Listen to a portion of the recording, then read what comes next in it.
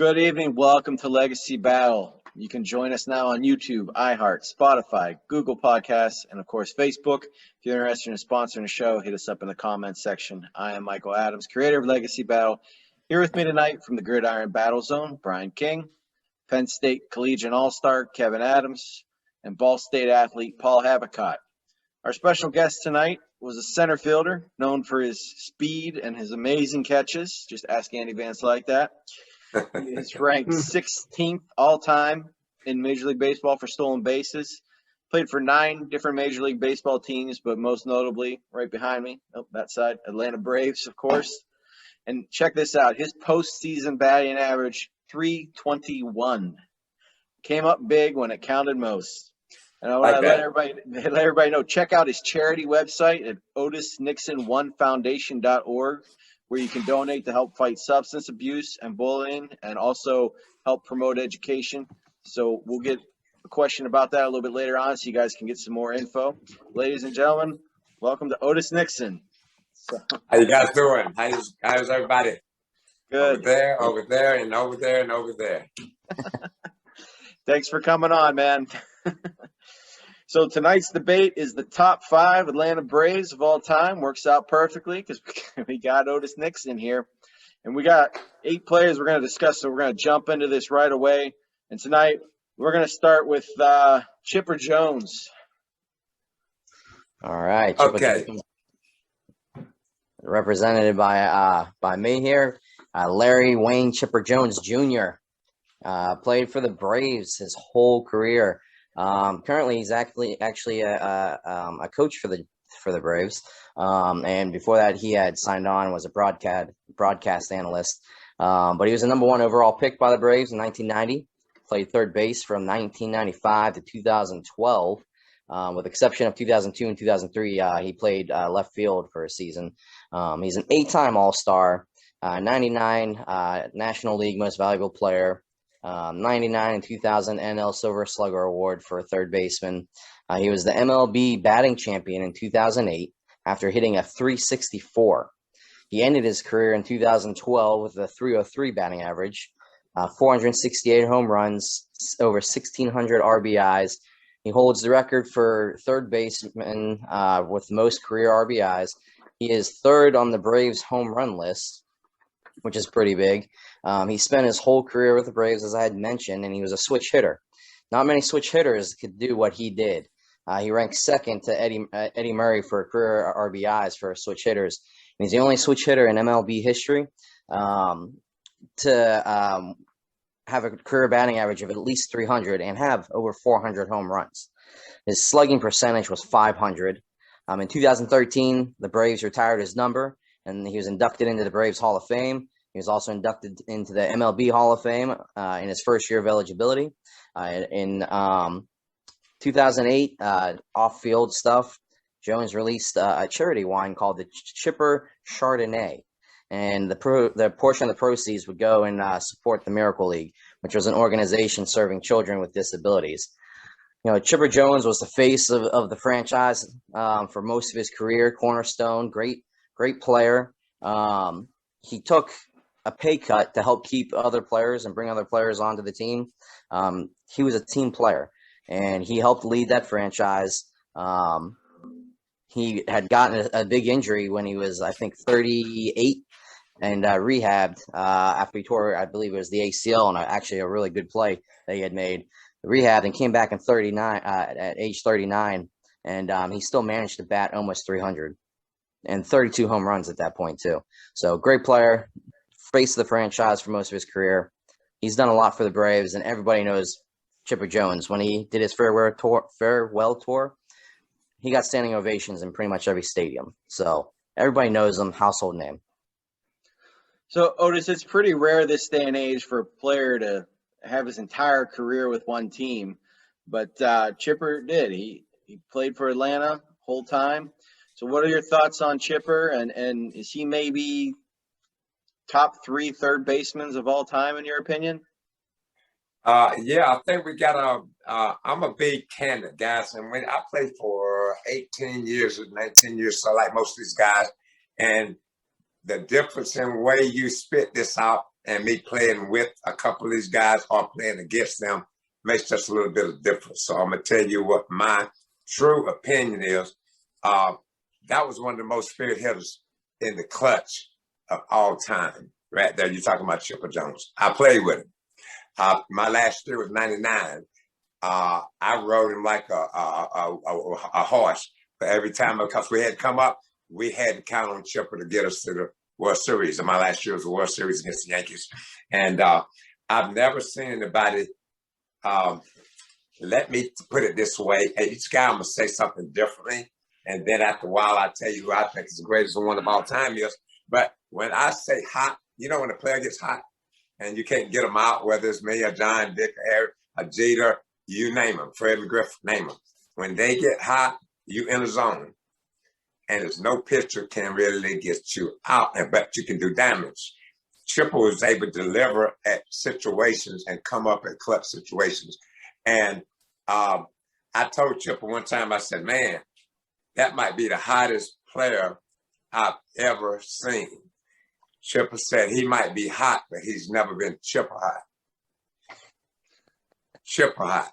There's a hot when we play, and there's a Chipper hot. When Chipper got hot, you can get on the bus, the plane, put on your suit, because that was the guy that was going to deliver over and over and over and over again. He played with Galarraga. They was back-to-back. He told Galarraga one night, he said, Cat, you think he's going to last through the sixth inning? Big Cat said, no. Big Cat going to get rid of him by the sixth inning, he'll be gone, baby. And that means they was going to pound him back to back between those two guys. They said, we don't need anybody else on the team. That's pretty strong. So, brother, when you put these numbers out here and you're talking about a switch hitter that can do it from either side, I look at Eddie Marriott, and I've seen Eddie, played against him, and he'll get you from either side, but so could Chipper Jones. Paul, you've played a lot of ball in your lifetime as well, and definitely different positions. Chipper, in later years, they kind of had him moved from third base. Is it hard to switch positions like that, especially after you've been doing one for so long? Yeah, I would think so, especially at the major league level. I mean, you're spending your whole career at one position, and each position does have its different innuendos and the way the ball comes off the bat and stuff like that. And plus, obviously, you're a little older, so that's a huge thing. Right. Totally agree. But we're going to move to our next player, and it's another third baseman from the Braves. And we're going back a bit on this one. It's Eddie Matthews. So I'm representing Eddie tonight. 14 years with the Braves.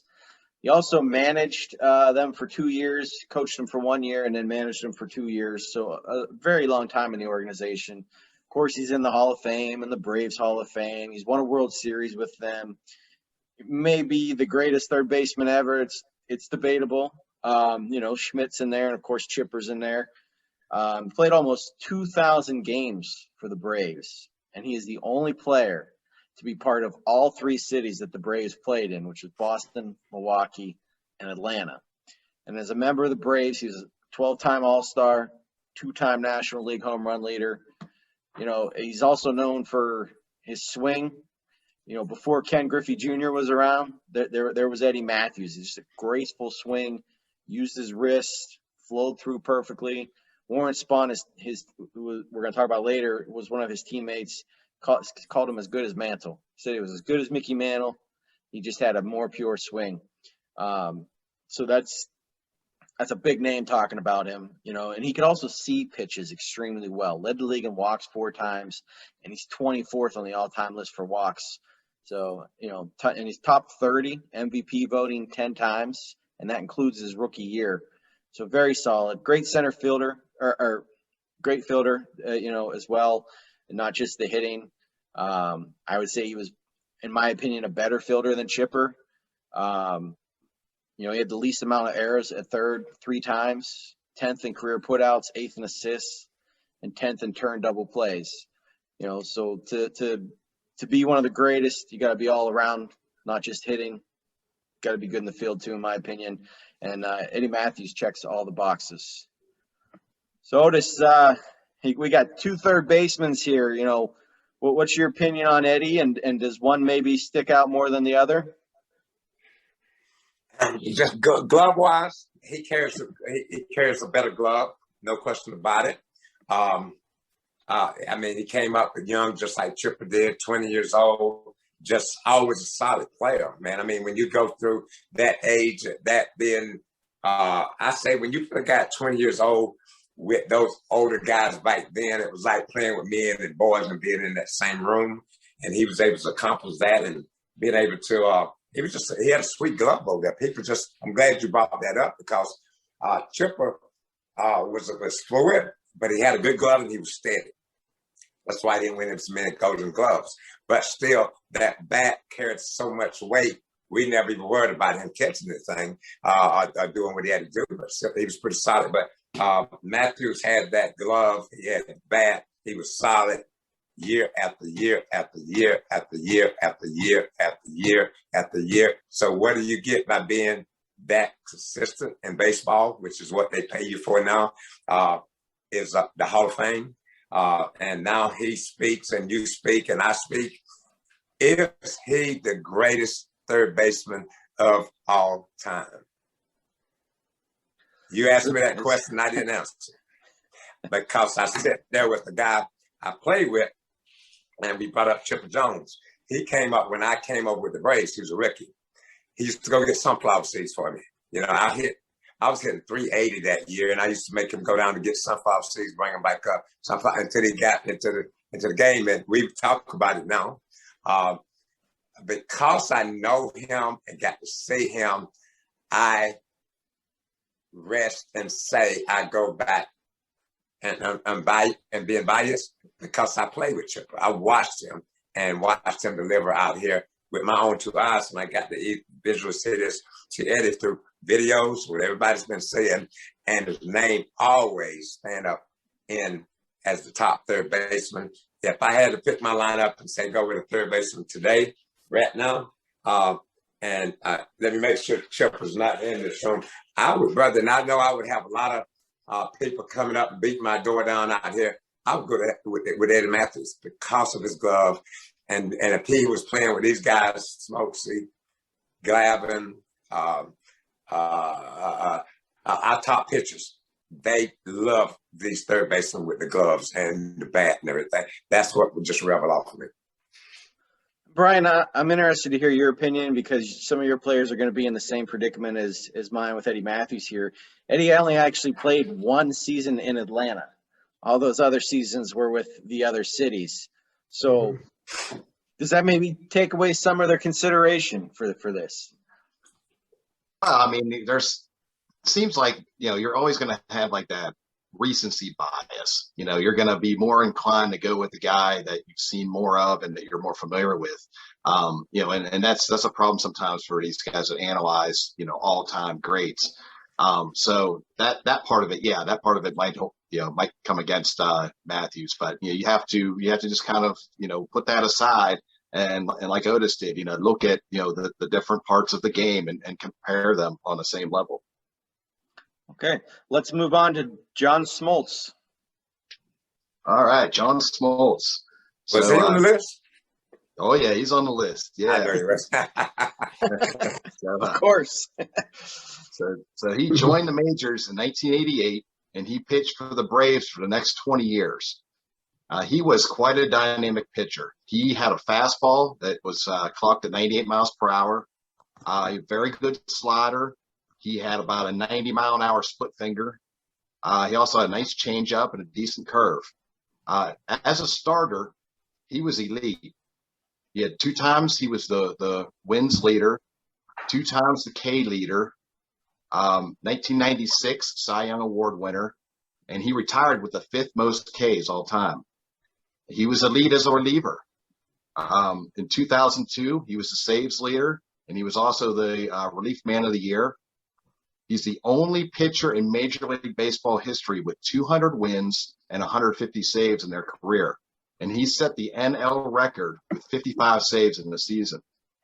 He was great in big games. He had a complete game shutout in Game 7 of the 1991 NLCS against the Pirates. In 1992, he was the NLCS MVP. He was 15-4 with a 2.68 ERA in 41 career postseason games. And those 15 wins were a record until it was finally beaten by Andy Pettitte. And this guy had a lot of resilience. In 1991, he got off to a horrible start. He was 2-11 and just kind of searching for answers. And like one of our previous guests, Dan Jansen, he went and he saw a sports psychologist, and he was able to sort of work out the problems, figure out that he wasn't really visualizing things correctly. And so he bounced back the second half of that year and had a 12-2 record. So John Smoltz, he could do it as a starter. He could do it as a reliever. One of the very best in Braves history. Great golfer too. I think he almost qualify for the senior PGA or something like that. He did. That's what I thought. Yeah. So Otis, obviously Smoltz is part of the big three. You were there playing with him for so many years. Give us your thoughts on John Smoltz. Wow, big guy, man. I just played golf with him not too long ago with Tim Tebow. At Tim Tebow's tour tournament, he's good. Had a couple things: basketball, baseball, football. And if you listen to John, he'll tell you how good he is. And it actually, excuse me 1 minute. Hold on 1 minute, guys. Stay with me. What took place was I got to see all that. I was there in 91. I came over in 91 and watched that guy that I faced go to being on the mound and wasn't the same guy. We could see it. And we was like, man, what happened? I was here in 91 with Terry Pellins and Sid Breen, Josh Smoltz. We was coming over. We was in last place, 1991. We went from 90 worst to first that year, guys, because of John Smoltz. When John turned around, the team turned around. And people don't know that. He was supposed to be doing all this and everything. It just didn't happen. And I tell you what, if I had to give a guy baseball and go out and it's the seventh game of the World Series, that's what I give it to him. He's going to give you what you want. You're going to get a showdown. We've seen it over here time and time. We've seen it starting. We've seen it out of the bullpen. And you can't make pitchers can't do this, man. You talking about a guy's turning it around mentally and putting his talent together and going out there and giving it to you from a bullpen to a starter. You don't want to be on the other side trying to face him on the other side. And he would wear you down. He was a warhouse, strong, powerful, very confident. And he stands at the top of my list. Each time we meet, we laugh. We did a lot of things off the field as well. We played a lot of golf, guys, believe it or not, just to get away from the game. But I think what happened, and I know a psychiatrist very well, seemed like y'all had one, which y'all just didn't know about that year. And but it worked out for us, and we was able to turn the game around because when John turned around and John got hot and clicked, it started to turn the team, and then we caught fire. And that's actually the stadium literally caught fire. But that's what took place. But if I even now had to put him up there, I got my list over here. Number one, number two, number three. How it's going to work out, which I'm not going to say right now. But he's up there in the top three. Kevin, what kind of mindset does it take to go from a dominant starter to dominant closer and then back to dominant starter? I mean, really the only other time we've seen that maybe is Dennis Eckersley. He was a starter. He went to closer, but he didn't go back to starters. So what are your thoughts on that? That just, I think, shows the diversity that he has in that position to be able to go out there and dominate as a starter and finish games, get saves. I think it's a little bit easier maybe there's a little more pressure when you're trying to save a game, but I think it's a little bit easier to throw hard because when you're closing a game, you're only pitching for an inning, so you're able to bring the heat. And he definitely had a decent fastball. He's a great pitcher, but to show dominance, going from starter to closer and back, just shows that at different stages of his career, he could handle whatever was thrown at him. Versatile player. Kevin, Kevin, slide your head over. Let me see that pennant behind your head up there for a minute.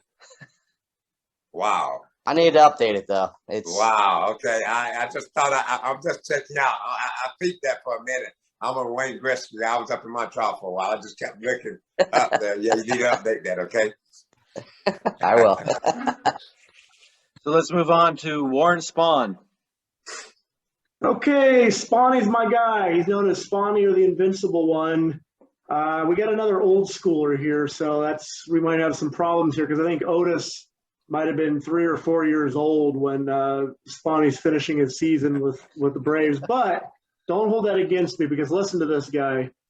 So 22 season major league career, finished with a record of 363 and 245, 2,583 strikeouts, and a 3.09 ERA, and that's accumulated from about 5,243 and 2/3 innings pitched. So he's got some good marks here. He's got 63 shutouts, 382 complete games. Otis is like a pro at reading pitchers' tells, so I wondered if at the end of this, Otis could tell us if he ever saw maybe a tell that Warren had. But Warren was a stud, man, and a performer. He's a left-handed pitcher, pretty dominant, as you can tell by the stats, born in Buffalo, New York. He started his first game 4/19/42. I think today's date, or no, that's Monday's date is the 19th. So he was at the age of 20 years old. And most notably, as we talked about earlier, with one of Brian's players, he spent all but 2 seasons with the Braves, but they were known as the Boston-Milwaukee Braves. And that's from 1942 to 1963. In the 52 and 53 season, that's when they went from Boston to Milwaukee. A couple other notables with Spahn was he won the World Series in 57, also a Cy Young winner in 57. He's pitcher of the year in 53, 57, 58. Of course, Otis Nixon's born in 59, so Otis Nixon would have been 2 when he wins his 4th pitcher of the year in 61. But he's got 20 or more win seasons in 13 seasons, and he did it 6 times consecutively. Pretty dominant. Kind of reminds me of my other player I'll talk about later on. He, at the time I looked this up, was 6th all-time in wins at 363, 21st on the all-time complete games at 382, 29th on the list for strikeouts at over 2,500, and 7th for shutouts at 63. He's got 2 no-hitters, and I guess speaking of hitting, kind of like my other guy, he was actually, and it might have been the time they played, and he was a pretty decent hitter. In 58, he actually batted .333 with 2 home runs and 15 RBIs. So I know that he's not, I didn't get to see him play myself, but I would like to say he was probably a trailblazer and maybe set some of the foundational years for the Braves, when they went to Atlanta. But Warren Spahn's a Hall of Fame pitcher. He's got a great career. Otis, obviously, this guy was before your time, but what are your thoughts on Warren? I'm not gonna keep the audience. Are you guys waiting any longer? That's my number 1 guy. That's the guy. You bring his name up in. I knew we saw it, Otis. I knew it. Paul, you got me. I just knew you. I just felt like that was your guy. But I tell you what, brother. If you can do, I'm looking down here. I'm just looking at 35 home runs, Army vet, no hitters, manager. Man, he was still pitching at age 42. Yeah. And I don't know if this is true or not, but I think at age 42, he might have been 23-7. Now, I don't know if that's true or not, but he had 20? How many times did he win 20 games? 13 seasons. 6 of them in a row. Brother. That's lights out. That's Greg Maddux, Tom Glavine, John Smoltz put together. And you didn't even hear about guys running on him because they said he had one incredible move. And it wasn't a slide step. So he shut the game down. So that means you didn't get on because you didn't get no hits. So you didn't get, if nobody's on, you don't steal. That's the lights out. I can imagine facing this guy during the season or during the World Series, and then just Cy Young, just throw that in. And then you're talking about his ERA. And then just in case he come up and he's getting ready to hit, you got to pitch to the guy. I don't even think they broke the mold. They don't make this kind of pitcher. Let me tell you what, I'm looking at everybody's picture. You guys are all now owners, not managers. I'm a agent. This is my guy, and I'm walking in your office. You got to sign it. All four of you guys don't have enough money to sign this guy. You think Mike try? You see where I'm going? The money today can't afford another guy. That's why I said the mold was broke, because the man above knew baseball couldn't afford another one of these. So they actually took this thing and just said, it's not going to be another one because we can't afford them. So y'all got to see and hear one of the greatest times that all four owners couldn't put together enough money to be able to hold this, because guess what? He'd been like Michael Jordan, who I grew up with. He would sell out every stadium, everywhere he went at this time. He would be like Shaq, good friend of mine, on every commercial. We wouldn't be able to get in the commercial because he would have them all. See where I'm going with this?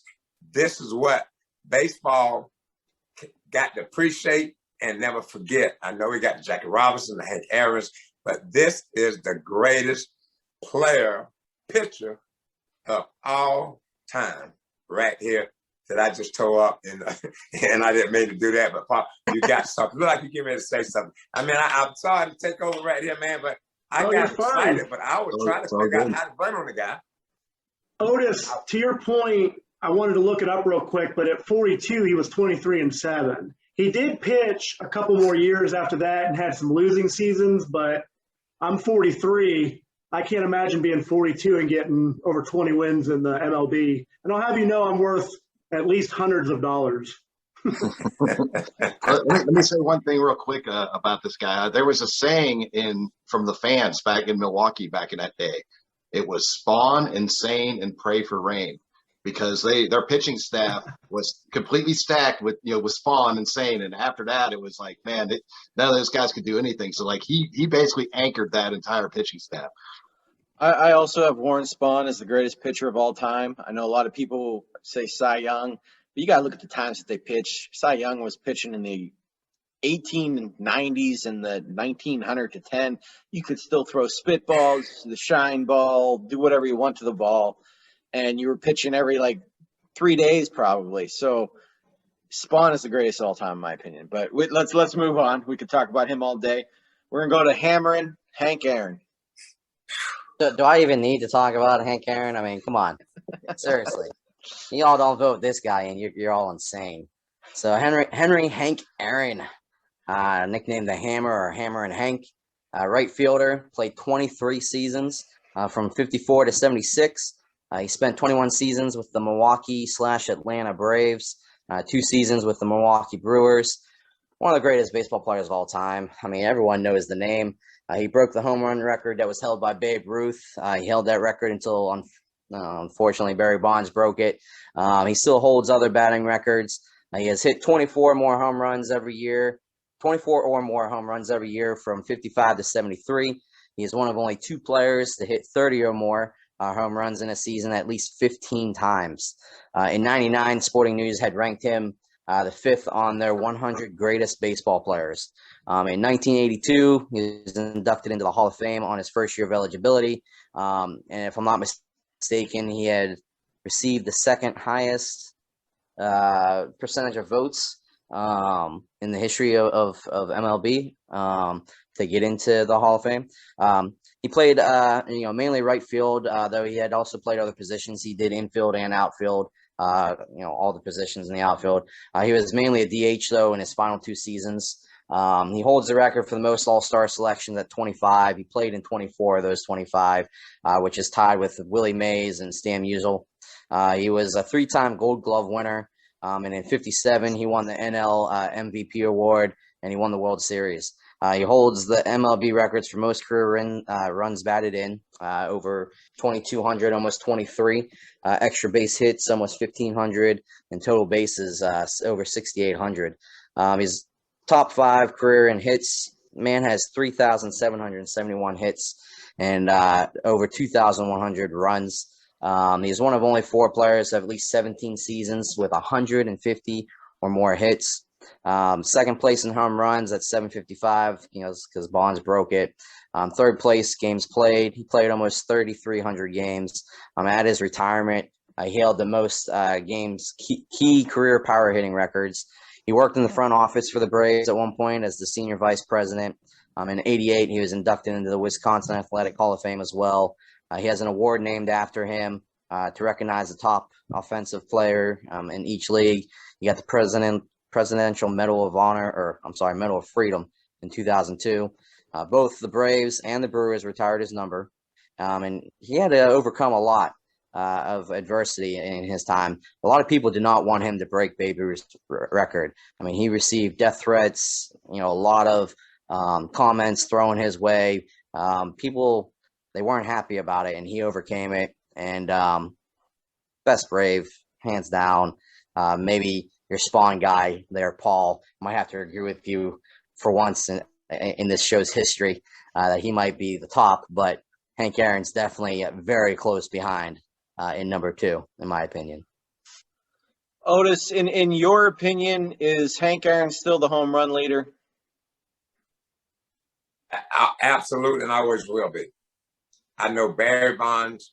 I played with Barry Bonds' dad. I know Hank very well. That was like a grandfather. We stood on his shoulders to get where we are today. That record would never, it'd be an asterisk by there if I had to put it there, because we know as players the difference. And, Hank never cheated. The only thing he did wrong was he hit cross-handed. And when he first came up, he was hitting with his hands like this, and they corrected that, and then he took off and started hitting home runs. But undoubtedly, yes, on the home run thing, that is the king. Always will be the king. He went on his first round. Will Barry go in the Hall of Fame? He's not in there yet. If I hit that home run, hit that many home runs, I would be going in on the first go round.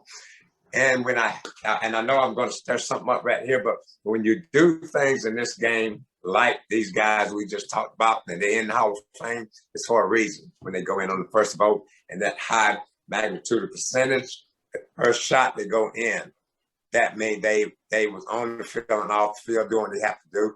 Things happen. I never had a perfect record playing my whole career. I did make the Hall of Fame ballot, but I never made it that far on it. But you have to understand something as a professional baseball player, that these guys went in on the field and off the field. Barry, Pete Rose, Roger Clemens, played with Roger. I know Pete very well. So they're going to have trouble getting in for a reason in the season. Not that they don't have that much talent. It's that when I say off the field and on the field, we have to throw it up in this coin toss. But my thing is that I think that's the king of all time, because mentally he didn't have a psychiatrist.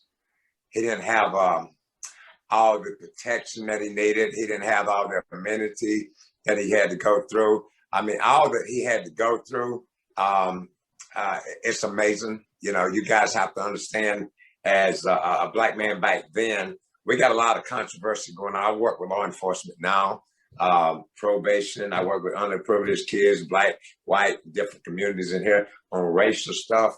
But back then, it was 15 to 20 times worse then than it was now.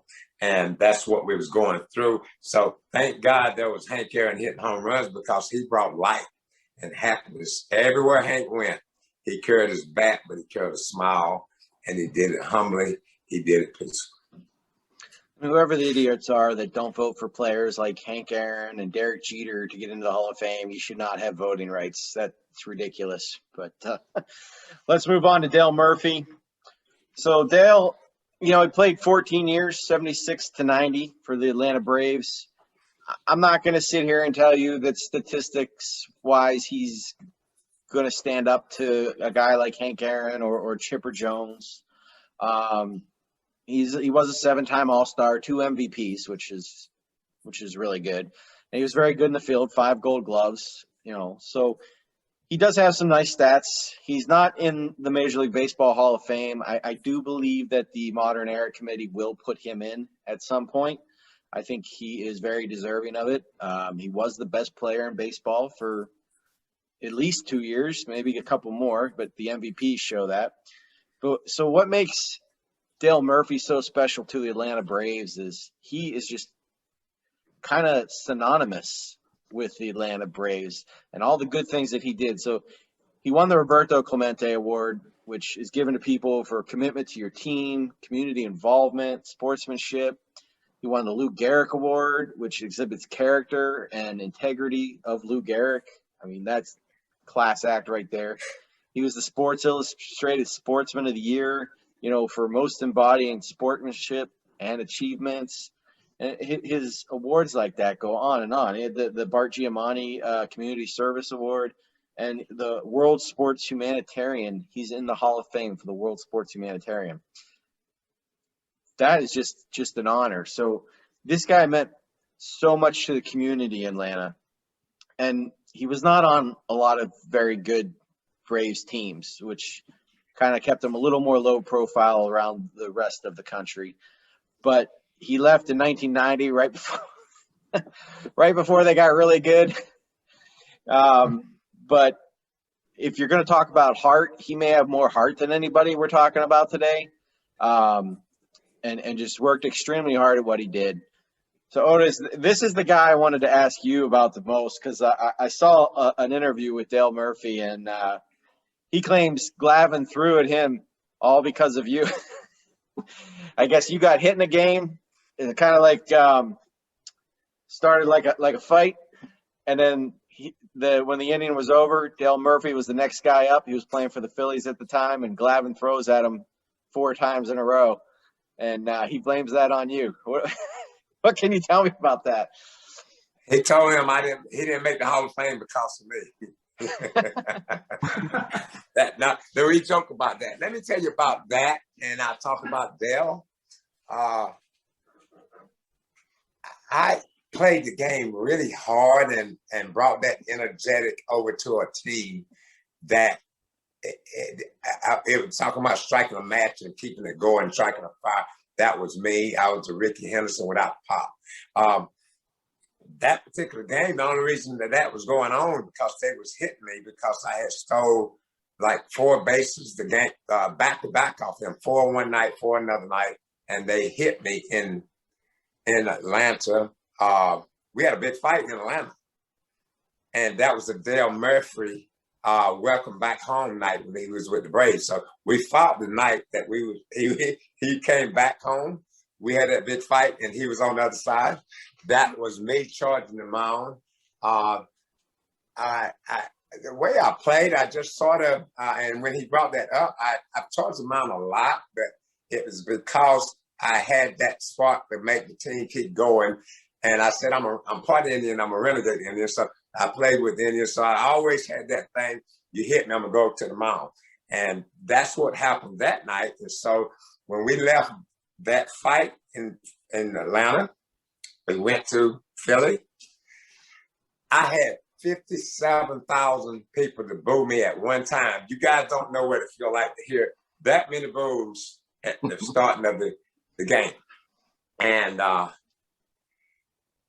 so guess what? The first pitch, I was wondering why Roger McDowell was in the game.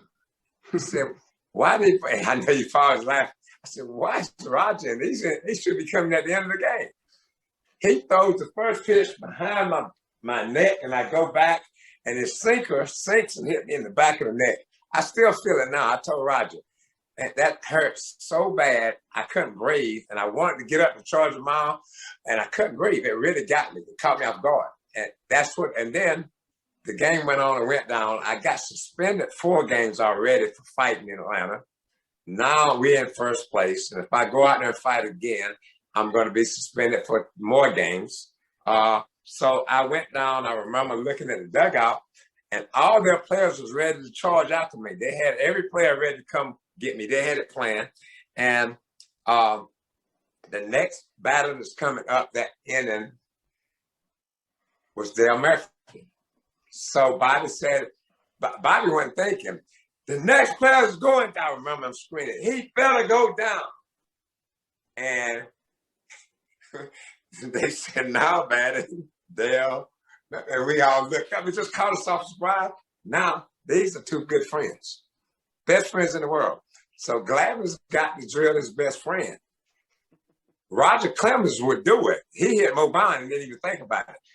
Glavin threw 3 changeups. He throws changeups, right? Okay. He throws changeups.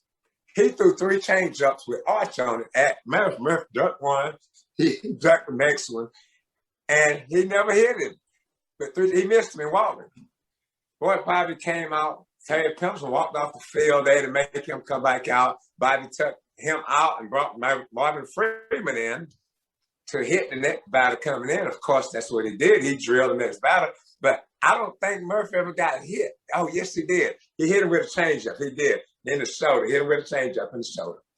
And that's why I said it was just a crazy time how Dale got in the minute. He had nothing to do with all this chaos.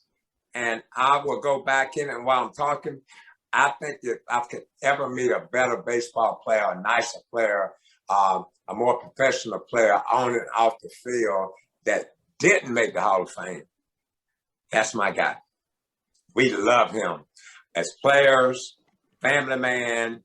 You can't do any wrong here in Atlanta. We love him. And if they made that mold and my son had to be like a baseball player, I would want him to be like Dale, whether he made the Hall of Fame or not. And that's my thumbs up. I would take him and put him over here and say he was not too nice of a guy, but not the best player that goes on the list. Well, we're going to go back to the mound because Atlanta's, of course, known for their pitchers. Let's go with the knuckleballer. All right, Phil Niekro. So Phil Niekro, he joined the Milwaukee Braves back in 1964, and he spent the next 20 seasons with them. He was a 5-time All-Star, a 5-time Gold Glover, 2-time leader in wins, and he was a 1967 ERA leader, 1977 NLK leader. He had arguably the best knuckleball in Major League Baseball history. One time, Pete Rose was asked about it, and he said, I worked for three weeks to try and get my swing down pat, and then I go against Phil, and he messes it up in one night. So Phil was the only knuckleballer to win over 300 games, and his durability really helped him a lot because he won 121 games after the age of 40. And we talked about Spahn doing well at age 42, but actually Niekro went all the way to age 48, and he is the oldest player in Major League Baseball history to play, to pitch. He went all the way to age 48. And MLB.com, they rank Niekro as the #1 knuckleballer of all time. So you look at his stats, nobody has more innings pitched in a career than Phil Niekro. He's #1 with 5,404.1. Wins, he's 16th with 318. Games started, 716. That's 5th all time. Shutouts, he's got 45. That's 29th all time. And he's just outside the top 10 at number 11 with 3,342 Ks. So Phil Niekro, he had a great pitch. He lasted a long, long time. And he was just at times he was just unhittable. Otis, tell us how hard it is to hit that knuckleball. I faced, I'm trying to think of his name in Boston. Wakefield. He threw his harder. Fields moved down more. Wakefield's went a little bit everywhere. And for me as a slap hitter, I had better chance of hitting them than a guy with a big swing.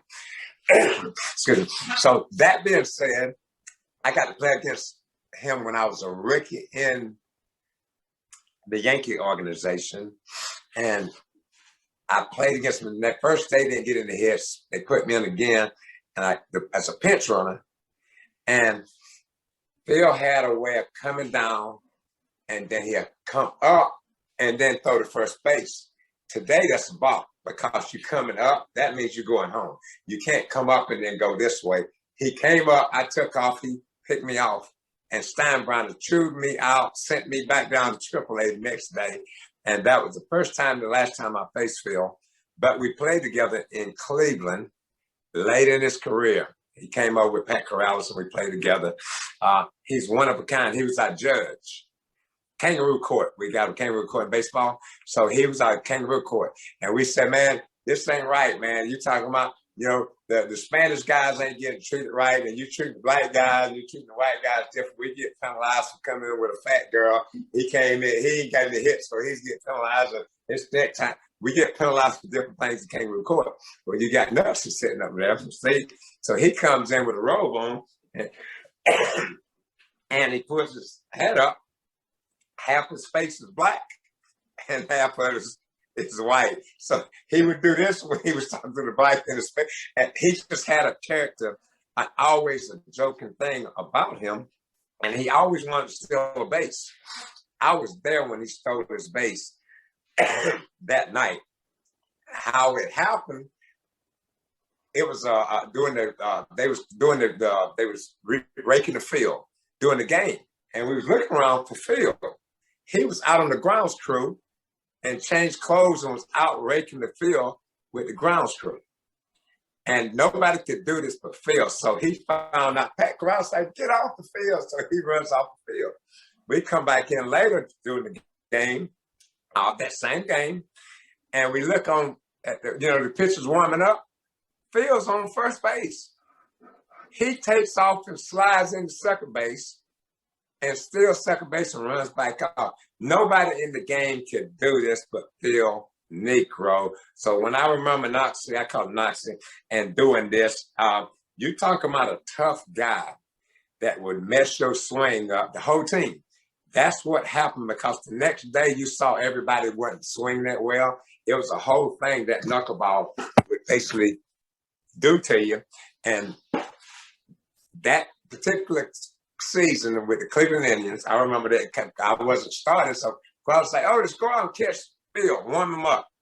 He throws me a fastball, catches it.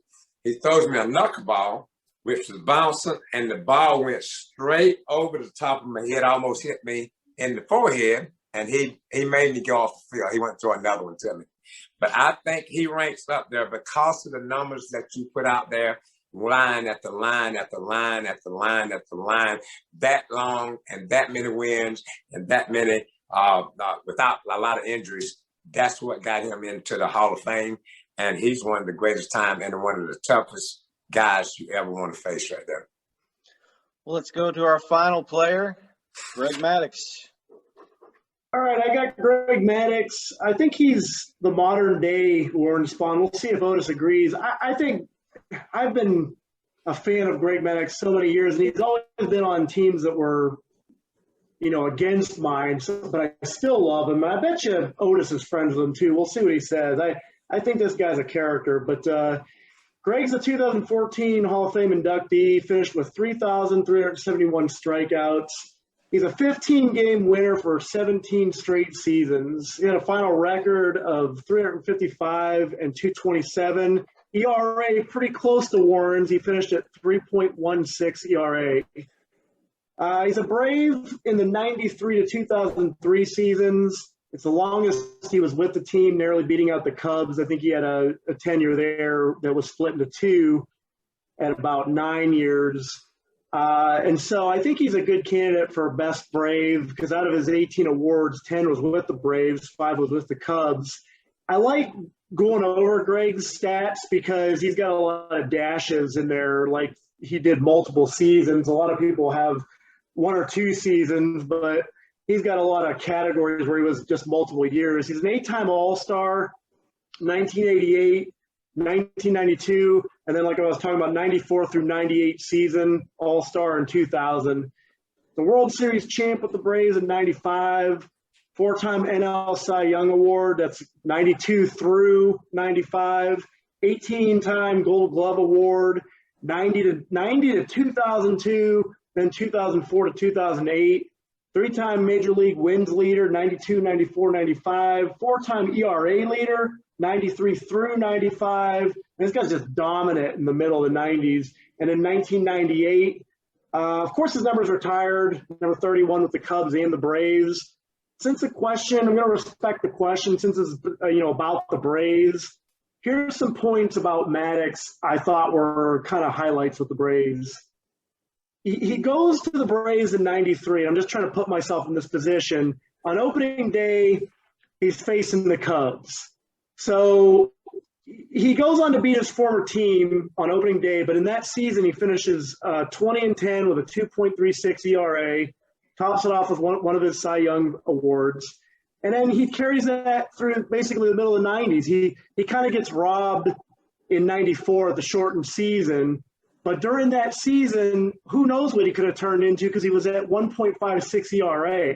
And I saw a remark from him, and it kind of fits him. He was proud that season that his batting average was higher than his ERA. I think he was at 222 when the shortened season ended.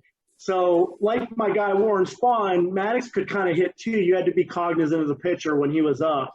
It wasn't just an easy out. In 1995, he ended up proving that '94 wasn't a fluke, and he had an ERA of 1.63, and he went 19-2. And it's unreal. And in '97, he seals up his greatness with the Braves by signing what I think is a significant deal back then. It's 5-year extension at $57.5 million. So he better bought you dinner, Otis. But at that point in time, he was the highest paid player in baseball. A couple other things in '97, complete game shutout against the Cubs, throwing 78 pitches, 63 strikes and 15 balls. And in 1998, threw 200 strikeouts for the first time and only time in his career. So in my opinion, Maddux is like the modern Spahn, and he was just a dominant pitcher in the 90s. I can't wait to hear what Otis says about him. So Otis, on a staff full of aces, was he the ace of the ace? Yes, he was. I have to say that, even though you say Smoltz, Glad, that's the guy you get the ball to take off. And let me tell you guys how we felt. We knew we had a good team. If you was on the other side and we came to play you guys in Tampa Bay, and which I think we did later on, and you had to face Maddux, Glavin, Smokes, Avery, and you're a batter, you could go 0 for 50 and not get a hit. I mean, if everybody was on, I've seen this happen a whole stretch. I watched it. I was on the team. I was in center field. And you had to face these guys. They was out trying to outdo one another to see who was going to give up and see who was going to buy dinner, who gave up more runs. I saved more runs in center field for these guys. They love me. Yeah, I got a lot of presents and a lot of gifts after the season and still get calls from him. The only one I didn't get called for when he went in the Hall of Fame was John Smoltz. I called him. I said, Smokesy, every one of them guys called me when they went to the Hall of Fame to thank me for all these divers and the catches. And, Otis, you should have been there. We got you, man. You always never needed. And you didn't call me? He said, man, I was going to say, man, I would have dropped every ball out there in the game situation. I said, I would have dropped those balls. You'd have never made it to the Hall of Fame. We got little things we talk about. But when you go back to a Greg Maddux, guys, you have to be a center fielder and watch this artistic picture drawing in the outfield that I could see. It made it easy for me to know where to go because he didn't miss by that much. He could make a ball run this way, down, up. He had a master on it, and I could see it in center field. It was like drawing, like Michelangelo to a batter up there. And I rank him right up there with Spahn. That's so. I agree with you, what you were saying. So we can sit here and go over all these stats all day. And that's a lot of stats, bro. That's a lot of wins. Red and Braves country. And that's what we got to go with and everything. So this guy's going to rank up there as one of the greatest Cubs. I mean, greatest Cubs that ever was lost and that we gained. And one of the best pitchers you ever want to see, shortest games. He didn't waste time walking anybody or doing any of that. He was like, bam, bam, take him out. No, he could not hit with Spahn. I watched them. They all had their hit things. If you ask John Smoltz will tell you he out-hit any pitcher in the game right now, hands down, and probably could. John is a good hitter. So the odds it goes up to where all these records, and Greg Maddux is at the top of my list and had one of the greatest gloves you ever want to see on a picture. He looked like he never got rattled either, Otis. Like he looked like he was never bothered by anything. He was a cool customer, right? Well, I knew Leo. Me and Leo are good friends. And Leo went out there one night, so I'm coming in. First thing I did, I came to sit beside Leo, and he's rocking. I said, Leo, answer me a question. He said, what is your question, Otis? I said, what did you just go tell Greg Maddux out of the field? He said, you really want to know? He said, what can you tell Greg Maddux out there that's out there right now? I just went out there to give him a brief and asked him where he was going to be taking me to Denver tonight. That's true. You can't tell him what to say. You got to go out there and make him laugh about something, but you can't tell him what to adjust because he was always that much off or that much in, and it wasn't no times I ever saw the guy that was off. And we're going to give a quick shout out to the three guys who just missed our list tonight. That was Andrew Jones, Rabbit Moronville, and Tom Glavine. Glavine, it's tough when you have that many great pitchers on one team, so he ultimately didn't make our list today. Let's move into our vote. Paul, why don't you start out the vote tonight? Well, just so Otis knows, I can't pick my own. So because I can't pick my own, I'm really torn between two. I travel to Georgia for work, and people still talk about Chipper Jones and how great of a player he was, but I would have a hard time voting against Hank Aaron. I just think that's a total trailblazer in baseball, and he seemed like such a loving guy of the game. So I'd say Hank Aaron for mine. Okay, Brian. Well, I'm gonna have to go with Eddie Matthews. We got to put him on there. I mean, as Otis said, I think just a touch better than Chipper Jones. Arguably the best third baseman of all time. So yeah, I'm gonna go with Matthews. I'm going to go with Warren Spahn. Like I said earlier, he's, in my opinion, the greatest pitcher to ever pitch. I mean, Maddux is my favorite pitcher to ever pitch, but I'm going with Spahn. Make that one quick. Kevin. I just want to point out that Eddie may have been a little bit of a better fielder, but Chipper Jones led in 3 categories on the offensive side compared to Eddie. Kevin. Throwing that out there. Yeah. Let's not get paid. Let's just hear your vote. Yeah, okay. Brian just didn't want to vote my other guy in. That's all. Nah, I was debating between Spahn and Maddux.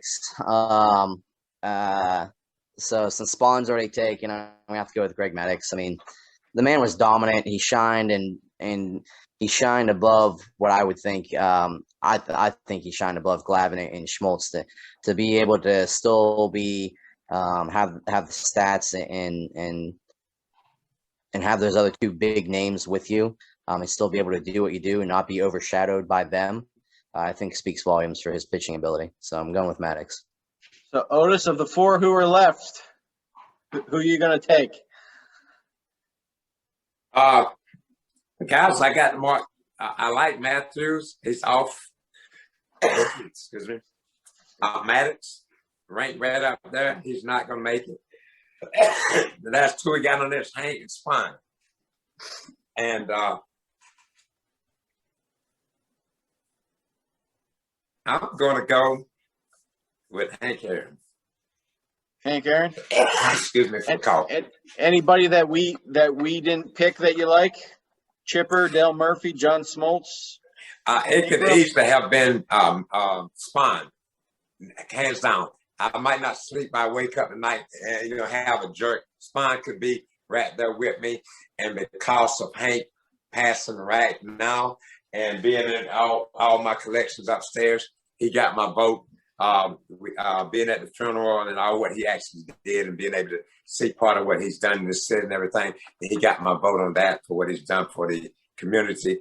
And on top of that, but when I go down at playing with the guy right now, if I had to say I played with it, Chipper would be up there. Every single guy that actually ranks up there, hands down. I would take him over Maddux. I would take him over any other guy up there because of the ability where he can take over a game. Not just one game that Maddux would pitch, but you got Chipper that's carrying 1 game, 2 game, 3 game. It's called Chipper hot. When you can carry 15, 20 games, that's when you Chipper hot.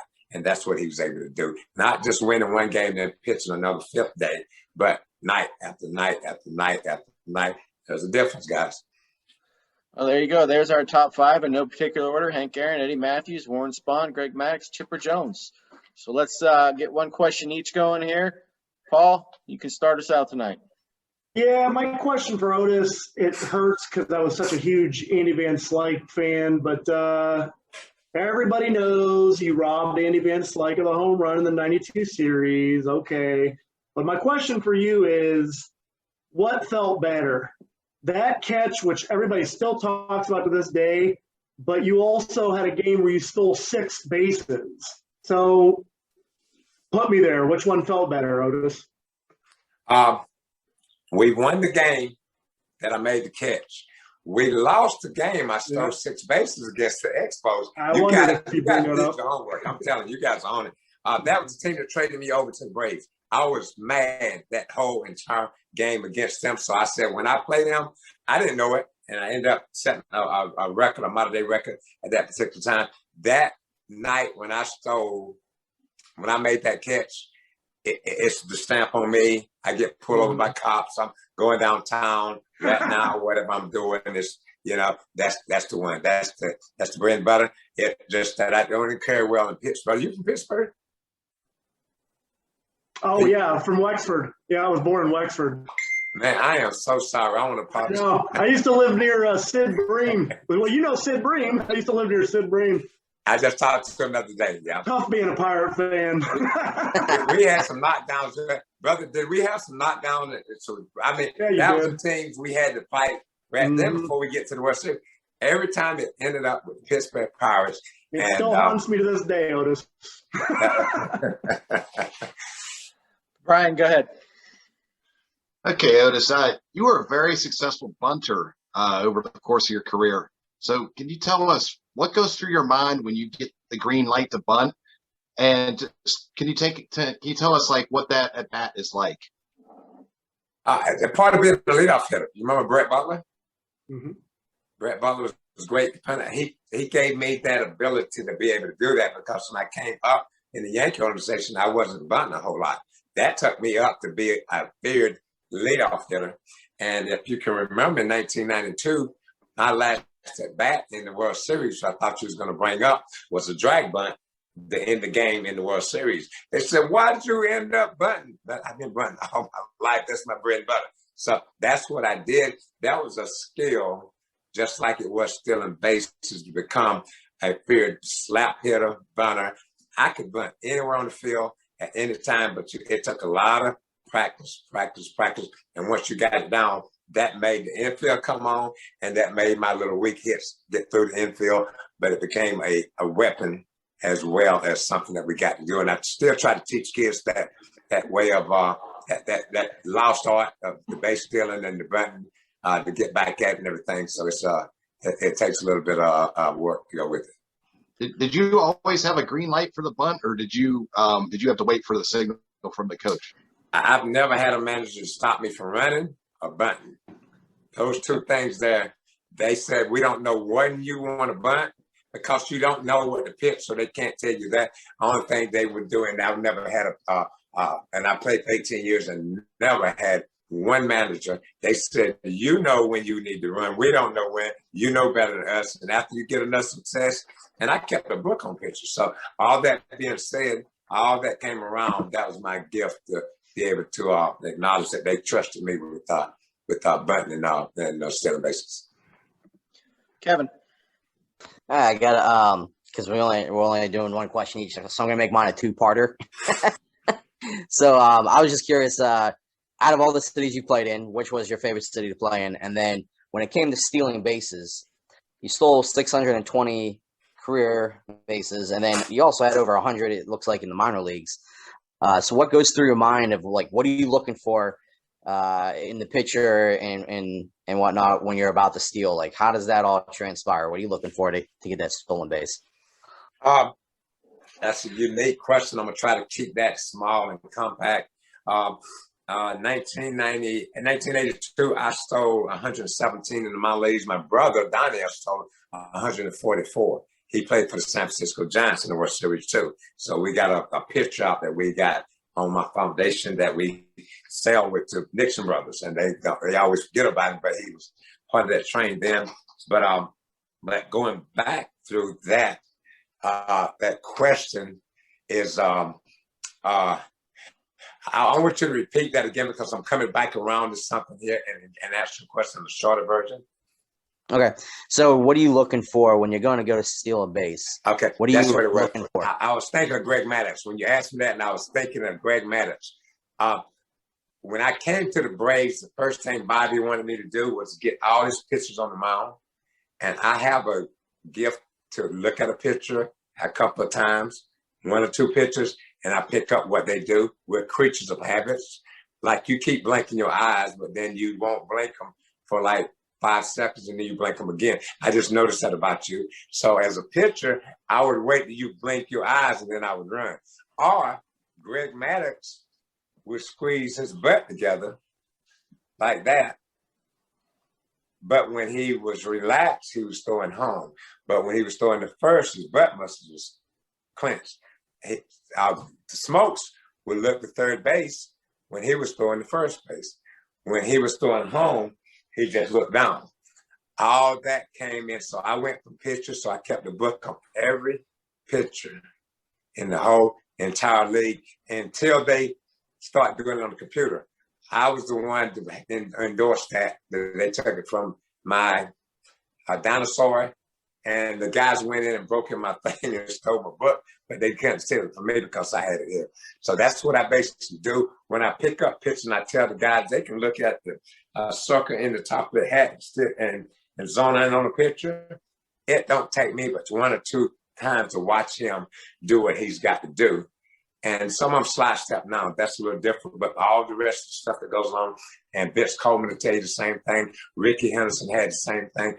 Within 3 or 4 pitches, we can tell you what your habits would be, and they don't change. Sid Fernandez up in New York. He used to come here left-handed pitcher. I remember Sid Fernandez. Yeah. He would come here left-handed pitcher. He would come here and hold his breath and throw to first base. He would come here and throw home. So all these pitches, I had everybody down until they actually figure out we got to change up a little bit. That's the creatures of habits that we have as, that we do. Wow. So you played for the Montreal Expos, and after you left them a few years later, they didn't even have a team. So I just kind of wanted to get your thoughts as being a former Expo, like how you felt about there not being a team there anymore. And then after that, just please tell us about your charity. At Montreal Expo, I got a lot of friends up there. I got a pension coming from up there, believe it or not. But all that being said, I knew once they lost the Expos, but each time we went up there, every night, there's nobody in the airport. We had to get in line and go one after the other, and we got double taxed. So it was a little bit hard playing up there. Besides that, they had a couple of years, they had good teams. I even played with a guy that's dead now named Pascual Perez that came up there. And every night Pascual Perez pitched, they sold out. And every night he did, but they had the good teams with Dawson and Range and those guys that was playing up there. And those are the years. And once they lost that, they started getting young players, Marquise Grissom, Larry Walker, Dave Martinez. These guys came through, and then they started getting rid of them. As soon as they got really good, they couldn't afford them. And they would send them off, and they start diffing them off and diffing them off. And the United States saw what they were doing, so that's how they sort of lost their team, like you just basically a farm team. And that's what happened. So unfortunately, that's what's going on there. But and then come back to my charity, which is the Otis Nixon Foundation, 14 years now. It's a golf tournament that we do every year. We sell out Chipper, John Smokes. We got a bunch of my players coming from other teams, basketball, football, politicians, musicians, Commodore. I bring in 2 courses and I sell them out. I've been doing that for 14 years now. We got 2 courses coming up this year. Got Big Shaq coming out this year since September. And if you go to my website, www.otisnixon1foundation.org, it'll tell you, and if you go to golf, it'll show you a video, but it'll tell you about what I'm doing. It'll tell you about my addiction that I went through. I'm now a pastor. I speak across the United States of America on addictions, epidemic, and racism. I work with law enforcement now, and it tells you about this. And I won't go over all of it, but if you go to my website, you will get to click on it and see what I've been doing for the last 14 years. I'm doing commercials with IBM, and they give back. I got 30 sponsors, including Coca-Cola, who Tiger Woods helped me get, and they believe in what I'm doing, helping the youth and giving back. And man, I couldn't hit the vein in doing something off the field now that's more beneficial in our communities and working with law enforcement. I mean, I don't lock you up, but I'm working with them to keep this stuff, this magnitude going off. And it's a great feeling, gentlemen. I got a book out, Keeping It Real, tells about my story. And you know what? I want to say this before I get off. You guys made a donation. You didn't even blink about it. I said, well, I'll do it. I was going to do it either way. I was going to come up because I like what you guys are doing. You got I like, we like this as players, and you got to give it to the fans. You guys acknowledge you did your homework. And I said, make a donation. Bam, I think you cashed out me within 2 minutes. I mean, I hear something go off over there in my office, and you bought, I don't even know if I sent it out or not, but thank you guys for making that initiative to help a kid get fed, his supplies and stuff. And we feed a lot of people, but thank you guys for what you guys doing, not just doing the show, but what you're doing behind the scenes too as well. And just one more time, that website is otisnixon1foundation.org if you want to donate. So check that out, everybody. Let's get some more money to that cause. So we want to thank Otis Nixon for joining us tonight. It's nice to have another Atlanta Brave on. We had Sid Bream on before, so it's good to have another guy who ruined all our childhoods. So it's fantastic. And thank you, everyone who watched. We appreciate it. Kevin, change that. Get that sign updated up there, Kevin. What, that? Yes. Yeah, I got to update it. I'll get a new one. All right. Okay. Now I was trying to get one like that looked like this, but I can't find the same style where it's listed like that. Good night, guys. Yep. Good night. Later. Good night. Thanks a lot.